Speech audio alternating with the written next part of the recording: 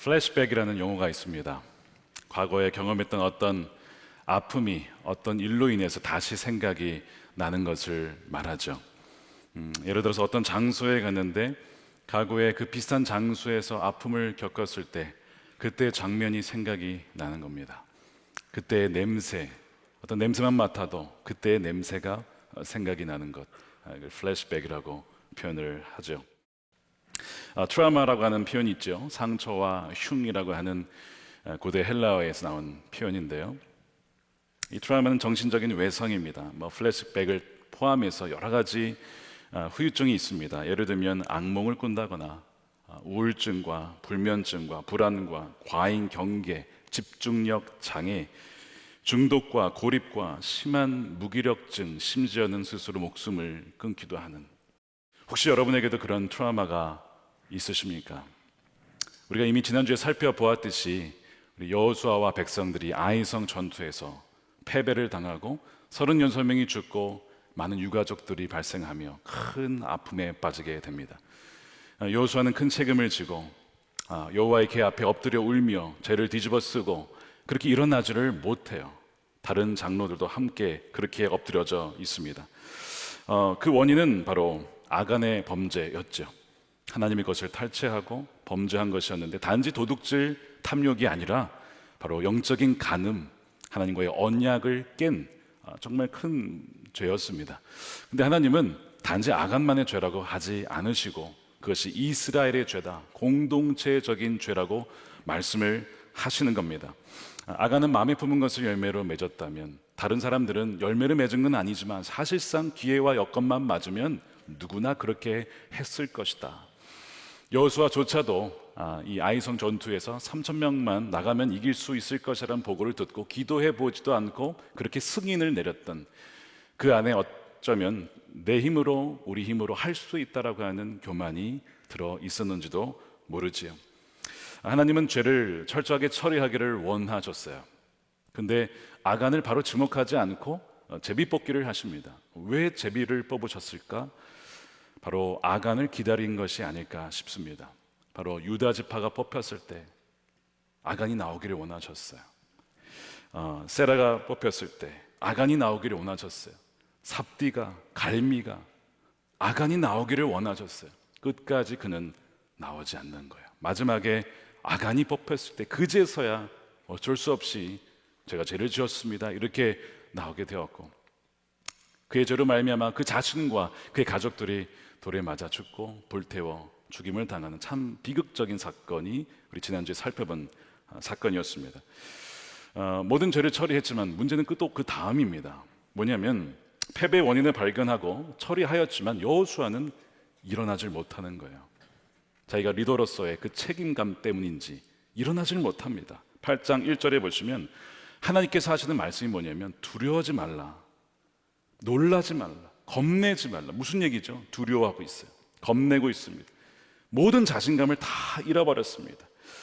그리고 하나님께서 군사를 거느리고 일어나라고 말씀을 하세요. 일어나라고 하신 말씀은 그가 엎드려져 있다는 겁니다. 패배의 충격에서 그가 아직 벗어나지 못하고 있다는 거예요. 이 일어나라라고 하는 것이 히브리어 혹은 아람어로 쿰입니다. 예수님께서 그 죽은 소녀를 일으키실 때 달리다 쿰, 바로 그 쿰이 일어나라, 소녀 일어나라 이런 뜻이거든요. 그러니까 하나님께서 지금 여호수아에게 쿰이라고 하신 이야기는 여호수아가 지금 일어나지 못하고 그 패배와 트라우마의 충격 가운데 여전히 머물러 있었다는 거죠. 그래서 하나님께서 사실은 7장에서도요 여호수아에게 일어나라고 말씀을 하셨습니다. 7장 10절에 보세요. 주님께서 여호수아에게 말씀하셨다. 일어나거라. 쿰. 어찌하여 이렇게 계속 엎드려 있느냐?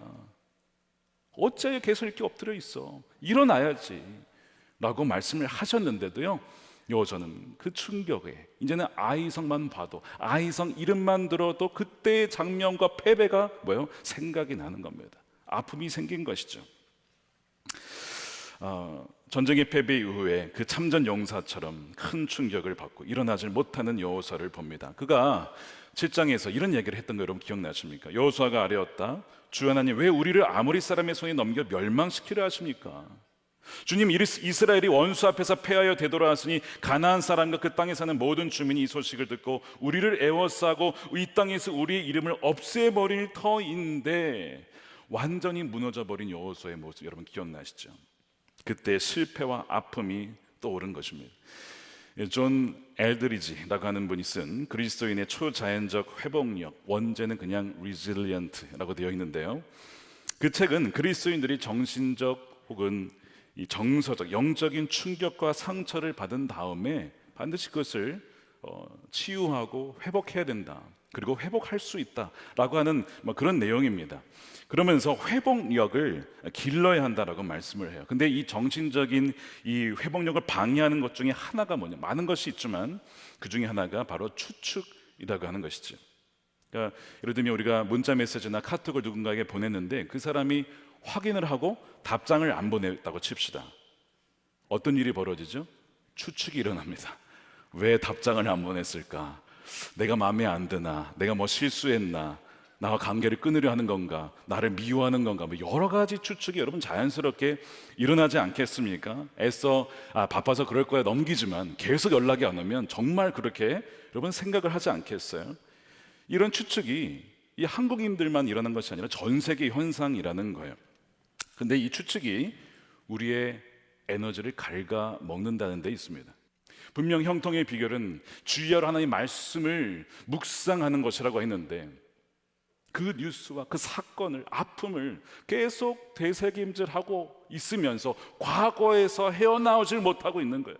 현재를 살지 못하고 미래로 나아가지 못하는 것입니다. 이것이 지금 여호수아의 상황이라는 거예요. 물론 과거에 일어났던 그 실패와 아픔과 패배, 그 원인이 무엇인지를 철저하게 분석하고 다시는 그런 아픔을 겪지 않도록 하는 일은 너무나 중요하죠. 1절에 보면요, 하나님이 그래서 그에게 두려워 말아라, 놀라지 말아라, 겁내지 말아라 하시는 거예요. 여러분, 이 말씀 어디에 나왔습니까? 1장에 나왔던 거, 처음에 여호수아에게 했던 말씀 다시 되새겨 주시는 것이죠. 왜냐하면 너무나 두려워해서 일어나질 못하고 있으니까. 난 이제 싸우고 싶지 않아, 난 틀렸어, 실패했어, 우리 이제 여정은 끝난 거야 라고 일어나질 못하니까. 아니라고, 그거 아니라고, 난 너희를 포기한 적 없어. 하나님이 다시 그 말씀을 여호수아에게 들려주시는 거예요. 하나님은 비록 죄를 철저하게 처리하기를 원하시지만 그렇다고 해서 죄인을 버리시는가, 죄인이 완전 죽기를 원하시는가? 여러분, 결코 그렇지 않습니다. 마귀가 온 이유가 무엇이죠? 요한복음 10장 10절에 우리 함께 읽어볼까요? 시작. 도둑이 오는 것은 도둑질하고 죽이고 멸망시키려는 것뿐이요, 내가 온 것은 양으로 생명을 얻게 하고 더 풍성히 얻게 하려는 것이라. 그러므로 여러분, 난 실패했으니 난 끝장났어 라고 생각이 들면 그 누구 생각이에요? 그 마귀 생각이에요. 주님이 주신 생각이 결코 아닙니다. 선한 목자 되신 주님께서는요, 우리가 살기를 원하고 풍성히 그 생명을 누리기를 원하시는 분인 것을 여러분 믿으시기를 축복합니다. 그걸 분별하셔야 돼요. 그 다음은 하나님의 약속의 말씀을 다시 붙잡는 겁니다. 부정적인 생각, 어떤 추측, 그것이 아니라 말씀을, 또한 약속의 말씀을 다시 붙잡는 것, 거기에 되돌아가는 거예요. 자, 그래서 오늘 1절 말씀에 다시 하나님의 약속의 말씀을 들려주십니다. 자, 1절 말씀 보세요. 두려워하지 말아라, 겁내지 말아라, 군인들을 동원해서 아이 성으로 올라가라, 보아라. 보라는 거예요. 여리고성 점령할 때도 보아라. 부정적인 입술을 닫고 내 말씀에만 순종해. 그때도 보라라는 말씀을 하셨죠. 내가 아이의 왕과 백성과 성읍과 땅을 다 너의 손에 이미 넘겨줬어. 줄 거에도 아니야, 이미 넘겨줬어. 1장에서 했던 말씀을 다시 들려주는 거예요. 다시. 그래서 그 말씀을 붙잡고 일어서라고 하시는 것이죠. 그러면서 구체적인 전략까지도 말씀해 주십니다. 그것이 2절이에요. 너는 아이성과 그 왕에게도 여리고와 왕에게 한 것처럼 하고 오직 전리품과 가축은 너희가 다 가지라는 거예요. 여리고성은 첫 열매니까 나에게 다 드려야 했지만 나머지는 이제는 너희가 다 너희 거야. 얼마나 자비하시고 풍성하신 하나님이십니까? 그 다음에 성 뒤쪽에 군인들을 매복시켜라. 이미 승리한 것인데 이기는 길은 매복이다. 그러면 너희는 반드시 그것을 얻게 될 거야 라고 말씀을 하시는 거예요. 하나님께서 계속 이미 이긴 전쟁, 이미 너에게 땅을 주었다 그러면서 말씀을 계속 반복하시는 이유가 여러분 무엇일까요? 이 말씀을 계속 듣다 보면 여러분 어떤 일이 벌어지죠? 듣다 보면 믿음이 생기는 거예요. 믿음은 들음에서 생깁니다. 어떤 생각을 듣고 어떤 말씀을 듣고 그것을 묵상하느냐가 바로 그 사람이 되는 것이죠. 그것을 자꾸 들으니까요, 여호수아가 어떻게 합니까? 그렇게 엎드러져 있던 여호수아가 여러분 일어납니다. 자, 3절 말씀 보세요. 여호수아가 군인들을 다 동원하여. 이게 쿰이에요. 그러니까 자기만 일어나는 것이 아니라 주위에 엎드려 있던 사람들을 다 같이 그래 이제 일어나자. 하나님이 우리에게 이미 그 땅을 다시 주셨고 회복시켜 주었어. 그래서 그들을 동원하여 아이성으로 쳐 올라가는 것이죠. 혼자만이 아니라 일어나고 스스로 일어날 뿐만 아니라 다른 사람들도 일으키는 것이 주님의 뜻입니다. 그래서 여러분 일어나십시오. 그리고 주위에 있는 분들을 세우시는 여러분들이 되시기를 축복합니다. 이것이 바로 쿰이에요. 회복은 이미 시작이 되었다는 거예요. 그 말씀을 믿고 하나하나 순종해 나가는 것입니다. 다시 동행을 하는 것이죠. 여호수아가 하나님 말씀대로 군사를 매복을 시킵니다. 그래서 그 아이성의 서쪽에 5천 명의 군사를 밤에 매복을 시켜요. 그 다음에 아이성의 뒤쪽 그 북쪽으로 해서 그 여호수아와 본진이 거기에 딱 위치를 합니다. 아이성에 있던 아이 왕이 봤어요. 본진을 본 거예요. 다행히 서쪽에 이 매복 군사는 보지 못하고 다음날 일찍이 이들을 치러 온 군사를 다 끌고 치러 올라갑니다. 근데 흥미로운 점은 뭐냐면 성을 비우고 나가는데, 성 비우면 문이라도 닫고 나가야 되는데 문을 활짝 열고 갑니다. 자, 그것이 17절이에요. 아이와 베델에 이스라엘을 따라가지 아니한 자가 하나도 없으며 성문을 열어놓고 이스라엘을 추격하였더라. 전쟁의 기본도 안 돼 있는 거예요. 최소한 문을 닫고 최소한의 군사는 남겨놔야 성을 지킬 거 아니에요. 만일의 사태를 대비해서. 근데 다 나갈 뿐만 아니라 문도 활짝 열어놓고 갔네요. 이 무슨 일이죠? 그들이 지난번 승리 이후에 교만해진 거예요. 여러분, 승리 이후에 교만을 조심하라고 말씀을 드렸어요, 지난주에. 이번에는 이들이 당하는 겁니다. 문을 활짝 열고 자, 또 우리가 이기겠구나 하고 딱 쫓아갑니다. 여호수아 군대는 일부러 자기가 속은 척하고 도망을 가죠. 도망을 갑니다. 쭉 해서 이 광야길로 이제 그들을 유인을 하는 거예요. 근데 유인을 하는 동안 여호수아의 귀는 하나님께 향해 있습니다. 하나님 언제입니까? 언제 매복 군사가 움직여야 됩니까? 하고 있을 때에 하나님이 여호수아에게 말씀하시죠. 그거 18절이에요. 주님께서 여호수아에게 말씀하셨다. 내가 쥐고 있는 단창을 들어서 아이 성 쪽을 가리켜라. 내가 그 성을 너의 손에 넘겨준다. 여호수아는 들고 있던 단창을 들어서 아이 성 쪽을 가리켰다. 대단하지 않습니까? 도망을 가는 척하면서도 귀는 하나님께 있었어. 말씀하시자마자 그의 단창을 아이 성을 향하여 딱 가리치니까 서쪽에 있었던 그 군사들은 또 누굴 보고 있었어요? 여호수아를 보고 있었어요. 근데 딱 그 사인이었던 거예요. 아이 성을 딱 가리키니까 이때다 싶어가지고 딱 가서 아이 성을 점령을 하고 불을 지르고 그 다음에 그 아이 성의 군사들을 뒤쫓아갑니다. 그러니까 이 불이 나니까 이 아이 성의 백성들과 군사들이 본 거예요. 불이 난 거예요. 불이 났네. 어떡하지? 그래서 돌았는데 군사가 옵니다. 그 다음에 쫓아갔던 여호수아와 군대들은 어떻게 해요? 가던 길을 멈추고 뒤로 돌아 해가지고 이 아이성의 군사들을 포위를 시키는 거예요. 샌드위치 작전. 이게 하나님의 전략이었죠. 그래서 그날 어떻게 됩니까? 대승리를 거두죠. 완전한 승리, 완벽한 회복을 주님께서 주시는 거예요.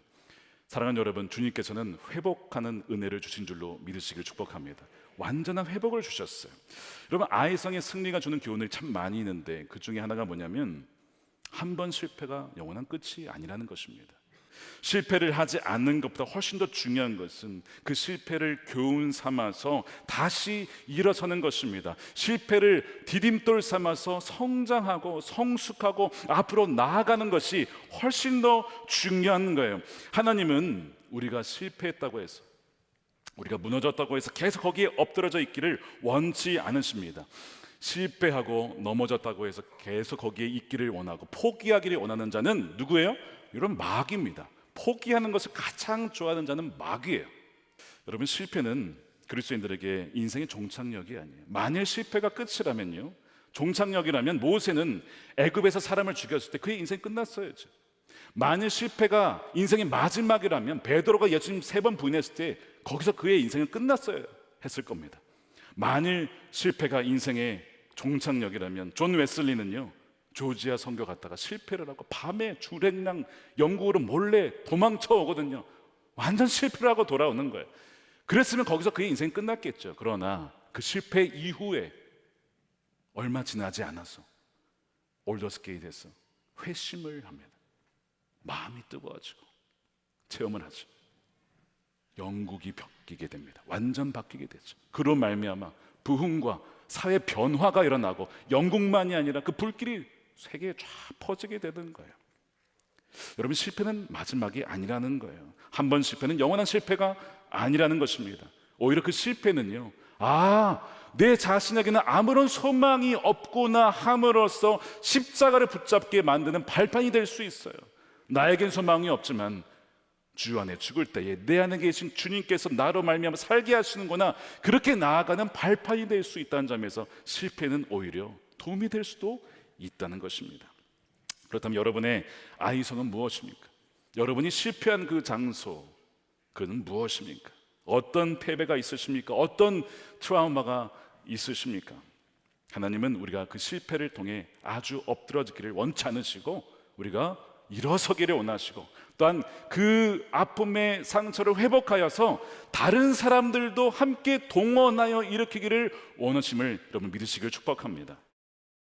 이후에 여러분, 그렇다고 하나님이 다윗을 버리셨냐? 여러분, 죄의 대가를 받았어도 버렸다는 뜻이 아닙니다.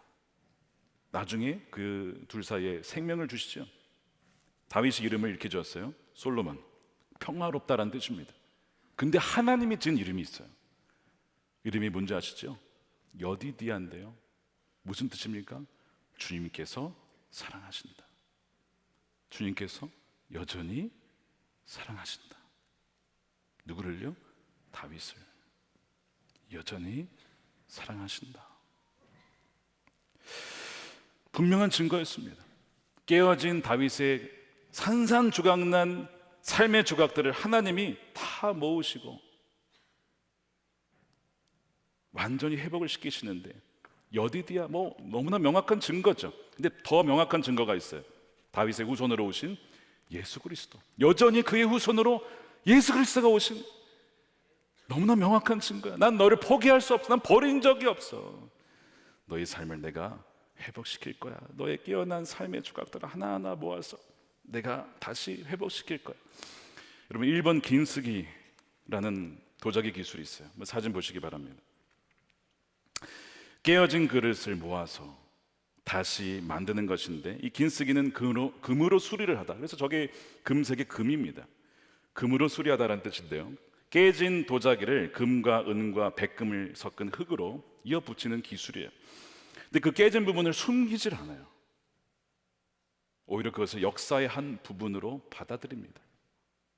그래서 금과 은의 귀한 재료를 덧붙여서 예전의 그릇보다 어떻게 보면 더 아름다운, 아주 고귀하고 독특한 하나님의 작품이 탄생이 되는 거예요. 더 아름다운 모습으로 재탄생하는 것입니다. 그런데 성경에 보면 하나님 뭐라고 했습니까? 나는 토기장이다.